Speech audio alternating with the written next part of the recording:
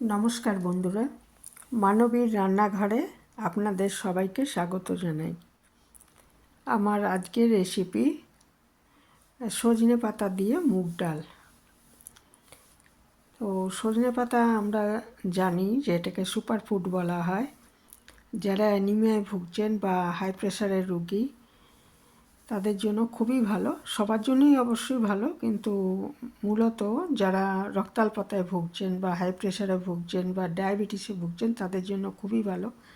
আর মুগ ডালও কিন্তু খুব উপকারী। মুসুর ডাল যেমন সবার চলে না, কিন্তু মুগ ডালটা সবাই খেতে পারে।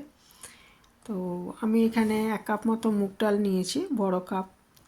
সেটাকে আগে হালকা করে ভেজে নিচ্ছি, মানে কাঁচা গন্ধটা চলে যাবে এমনভাবে ভেজে নেব, বেশি কড়া করে ভাজবো না। মিডিয়াম আঁচে ডালটাকে আগে একটু ভেজে নিচ্ছি। কাঁচা গন্ধটা চলে গেলেই এটা নামিয়ে নেব।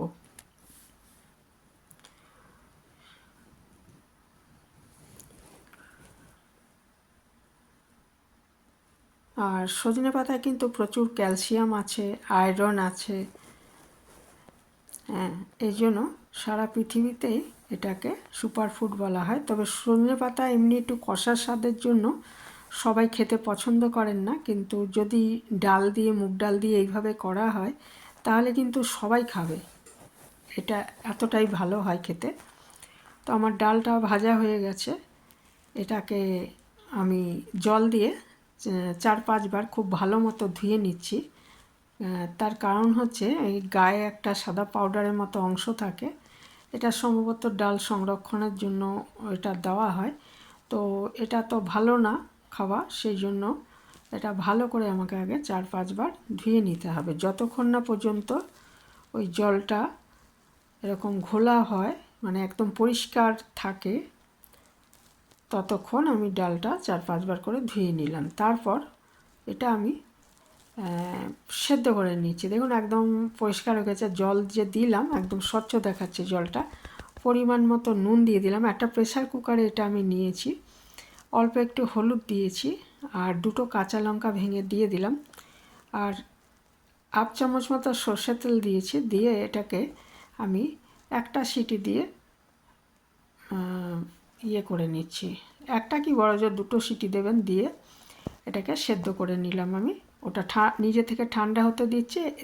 এই ঠান্ডা হোক ততক্ষণে আমি এখানে সজনে পাতাগুলো ছাড়িয়ে নিচ্ছি। এটা আমি আমার বাড়ির থেকে এনেছিলাম, আমাদের বাড়ির থেকে, বাপের বাড়ির থেকে। তো একদমই মানে টাটকা গাছের জিনিস।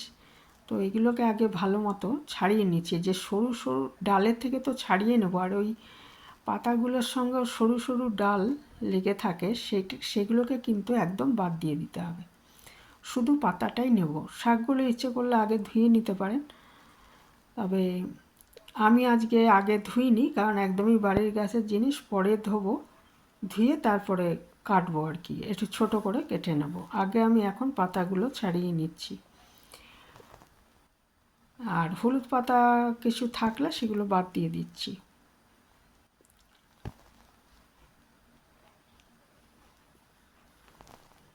আমার পাতাগুলো যতটা দরকার আমি ছাড়িয়ে নিয়ে নিয়েছি। অনেকটা আছে তো সবটা নিলাম না, আমার যতটা দরকার। এই দেখুন এরকম সরু ডালগুলোকে ফেলে দিতে হবে, এগুলো নেওয়া যাবে না। নিয়ে আমি বটি দিয়ে এগুলোটা একটু কুচিয়ে নেব। কেউ ইচ্ছে করলে ছুরি দিয়েও কেটে নিতে পারেন, ছোট ছোট করে।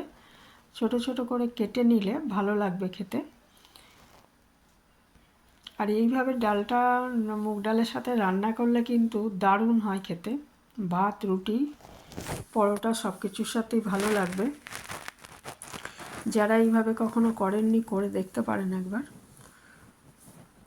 তা আমি বটিতে কেটে নিলাম একটু ছোট করে। তারপরে শাকটা ভালো মতো ধুয়ে এখানে আমি একটু বেকিং সোডা খুব সামান্য দিয়ে এটা একটু মাখিয়ে রেখে দিচ্ছি। একটু চটকে মাখিয়ে রেখে দিচ্ছি। তার কারণ হচ্ছে সজনে পাতাটা সেদ্ধ হতে একটু টাইম লাগে, যাতে একটু তাড়াতাড়ি হয়ে যায়, ওই জন্য মিনিট 5 এটা মাখিয়ে রেখে দিলাম। এরপরে একটা কড়াইতে আমি সর্ষের তেল নিয়ে নিয়েছি 2 চামচ মতো।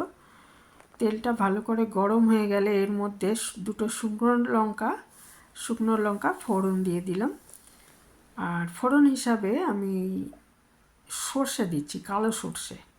সাধারণত মুগ ডালে আমরা জিরে ফোড়ন দিই, সাদা জিরে ফোড়ন দিই, কিন্তু এই রান্নাটায় কিন্তু সর্ষে ফোড়ন দেব। ফোড়নের জন্য স্বাদে গন্ধে কিন্তু অনেক তফাৎ হয়ে যায়। তো এখানে একটু সর্ষে ফোড়ন দিলেই ভালো হবে। তো শুকনো লঙ্কাটা একটু ভাজা হয়ে আসলে আমি সর্ষে ফোড়ন দিয়েছি। সর্ষেটা যখন ফাটতে আরম্ভ করবে তখন বুঝতে হবে যে এটা হয়ে গেছে ফোড়নটা ভাজা।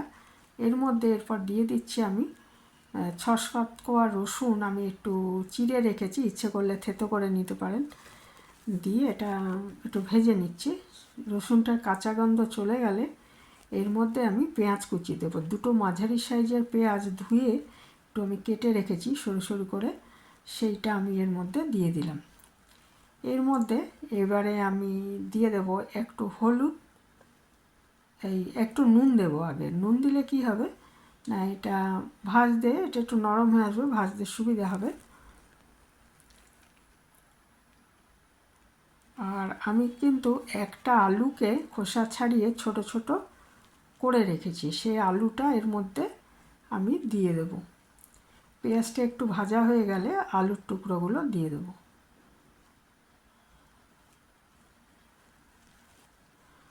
আরেকটা জিনিস এর মধ্যে আমি মেশাবো, সেটা হচ্ছে সামান্য হিং, মানে 1 চামচের 4 ভাগের 1 ভাগ আমি হিং দিয়ে দিলাম। এটা দিলে স্বাদ আর গন্ধ দুটোই বেড়ে যাবে, আর হিং পেটের জন্য খুব ভালো।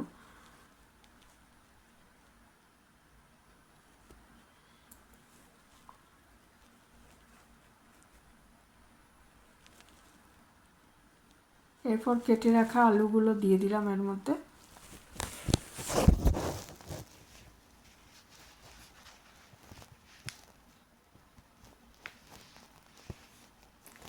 দিয়ে দিচ্ছি সামান্য হলুদ, একটু হলুদ কিন্তু দেওয়া আছে, হলুদ আর নুন ডালটা যখন সেদ্ধ করেছি দেওয়া আছে।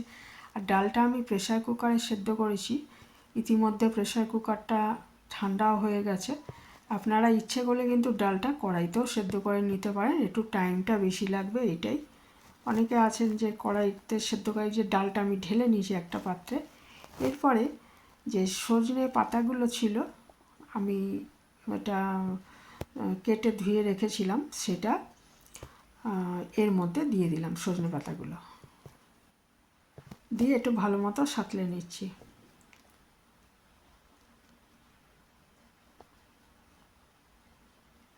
একটু সাঁতলানো হয়ে গেলে এর মধ্যে আমি ওই ডালটা দিয়ে দেব, সেদ্ধ করে রাখা মুগ ডালটা দিয়ে দেব। আর এই ডালটা কিন্তু একটু ঘনই ভালো লাগে, বেশি পাতলা ভালো লাগে না। তা আপনাদের যেমন ইচ্ছে সেই মতো পাতলা রাখতে পারেন ডালটা। তো ভালো মতো সাঁতলে নিচ্ছি। সাঁতলানো হয়ে গেছে, এরপরে আমি মুগ ডালটা সেদ্ধ করে রাখা মুগ ডালটা এর মধ্যে দিয়ে দিলাম। এই সময় একটু দেখে নিতে হবে নুনটা ঠিক আছে কিনা, যদি লাগে খুব সামান্য নুন দিয়ে দিতে পারেন, তবে নুন বেশি হলে কিন্তু খেতে ভালো লাগবে না। আর একটু মিশিয়ে দিচ্ছি ছোটো চামচের 1/2 চামচ চিনি। একটু মিষ্টি দিলে এটা খেতে ভালো লাগবে। মুগ ডাল রান্নায় এমনিও একটু মিষ্টি দিলে ভালো লাগে, তাছাড়া সজনে পাতার একটা কষা ভাব আছে, মিষ্টি দিলে সেটা ব্যালেন্স হয়ে যাবে। আমি আরেকটু জল দিয়ে দিলাম, কারণ একটু বেশি ঘন হয়ে গেছিলো। তারপরে সব ভালো করে মিশিয়ে এটা আমি ঢেকে 5-6 মিনিট রান্না করে নেব। মানে ততক্ষণ রান্না করব যতক্ষণ না আলুটা সেদ্ধ হয়ে যায়। বাকি তো ডাল সেদ্ধই আছে, আর পাতাও এতক্ষণে সেদ্ধ হয়ে গেছে প্রায়। তো আলুটা সেদ্ধ হয়ে গেলে বাকি সজনে পাতাটাও সেদ্ধ হয়ে যাবে। 6-7 মিনিট পরে ঢাকাটা খুলে আমি দেখলাম এরকম অবস্থা। এটা যতটা আপনার ঝোল রাখতে, মানে ডালের ইয়েটা আর কি ঘনত্বটা যদি এরকম রাখতে চাই সেই হিসাবে, যদি আরেকটু ঘন রাখতে চাই তাহলে আরেকটু ফোটাতে হবে। আর আমি প্রায় এরকমই রাখবো, কারণ একটু পরে ঠান্ডা, একটু যেই গরমটা কমে আসবে তখন কিন্তু আরেকটু ঘন হয়ে যাবে ডালটা। আর আমি কিন্তু খুব সামান্য, এখানে আমার দেখানো হয়নি, হাফ চামচ মতো লাস্টে ভালো গরুর দুধের ঘি, গাওয়া ঘি যেটা বলি আমরা, সেটা একটু মিশিয়েছি। ওটা অপশনাল, ইচ্ছে করলে নাও দিতে পারেন, তবে ঘিটা দেওয়াই কিন্তু দারুণ হয়েছিল খেতে। এই ছিল আমার আজকের রেসিপি। ভালো থাকবেন সবাই। যারা এ পর্যন্ত দেখলেন তাদের অসংখ্য ধন্যবাদ।